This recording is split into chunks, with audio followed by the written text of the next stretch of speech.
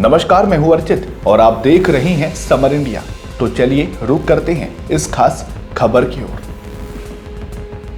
क्या भारत का स्वर्ण युग वापस आने वाला है? क्या सनातन धर्म के पुनरुत्थान का समय अब शुरू हो चुका है?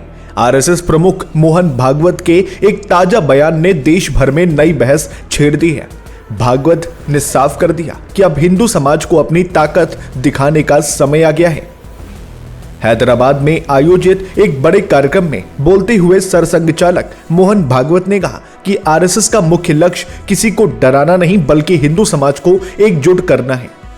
उन्होंने महर्षि अरविंद की भविष्यवाणी को याद दिलाते हुए कहा कि सनातन धर्म का उदय ही भारत का उदय है। भागवत के मुताबिक ये कोई राजनीतिक मुद्दा नहीं है बल्कि ये समय की मांग है कि हम अपनी जड़ों की ओर वापस लौटे और समाज की कुरीतियों को खत्म कर एक साथ खड़े हों। दोस्तों, मोहन भागवत का यह बयान ऐसे समय में आया जब संघ अपने 100 साल पूरे करने जा रहा है।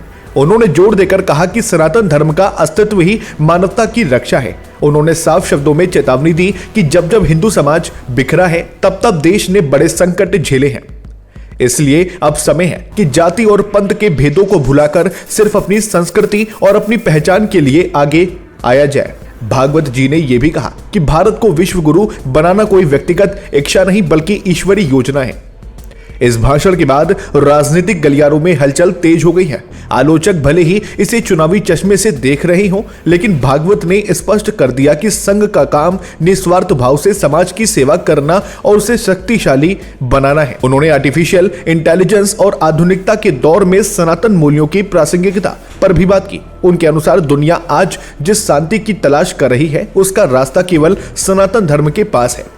तो क्या आप मोहन भागवत की इस बात से सहमत हैं कि अब सनातन धर्म के उत्थान का समय आ चुका है? क्या हिंदू समाज वाकई एकजुट हो पा रहा है? अपनी राय हमें नीचे कमेंट बॉक्स में साझा करें।